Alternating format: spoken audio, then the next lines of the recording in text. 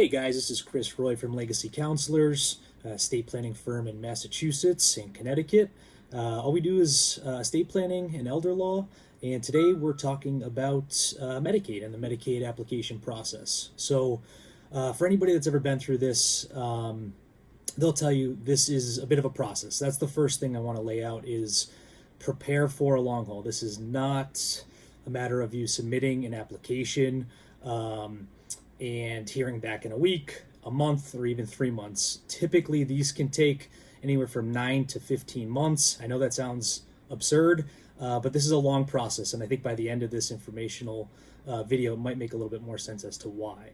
Which brings me to my next point, which is the bank statement verification process. So, after you apply, they need to verify that you qualify financially. And they call that the verification process. The way in which they do this is by looking at all of your assets, and not just current values, but they have to look at 5 years worth of statements to determine if you are qualified. The reason 5 years is, well, I don't know exactly what the reason for 5 years as opposed to 4 years or 6 years, but 5 years is the magic number. And it's the magic number because that's how far the state can look back at your assets. If you ever heard of the look back period, that's what they're talking about. So you apply on, let's say, August 1st, 2020. They can look back 5 years from that date and determine if you qualify. What they're looking for is intentional divestments of assets for the purpose, quote unquote, for the purpose of qualifying for Medicaid.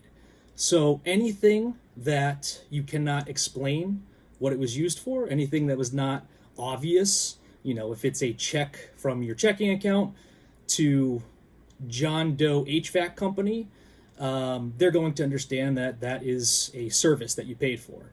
If it is a check, $500 made out to cash, they're going to ask where that cash went.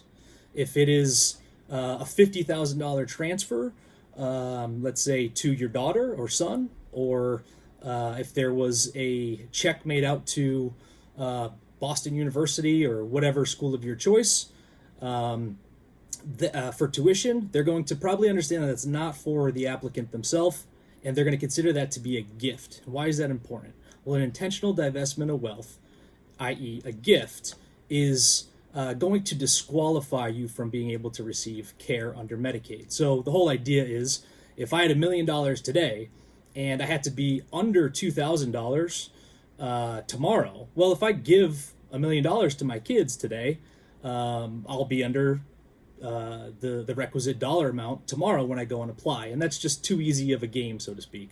It's too easy to game the system.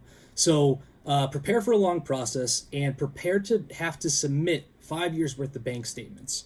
One little note on the bank statements, banks are not supposed to charge you for this. So if they try to charge you for that, and they can't take forever either, but if they try to charge you for it or they're taking a while, please touch base with them.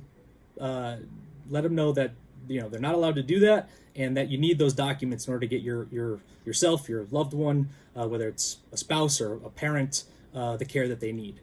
The third thing I want to talk through is the personal information that you have to disclose. So when you apply, not only do you have to supply all the bank records for the last 5 years, but you also have to submit a whole bunch of different personal information documents. So your birth certificate, your marriage certificate if you're married, a death certificate for a spouse if they've passed away, Social Security cards, Social Security statements. The list goes on. They need a lot of documentation. So again, I think that makes makes the first point of the lengthy process a little bit more understandable. And then the last piece is just skilled nursing home pressure. You're going to get some pressure from the skilled nursing home to pay the bill. But the way in which this works is there's oftentimes a lapse in payment in terms of period of time.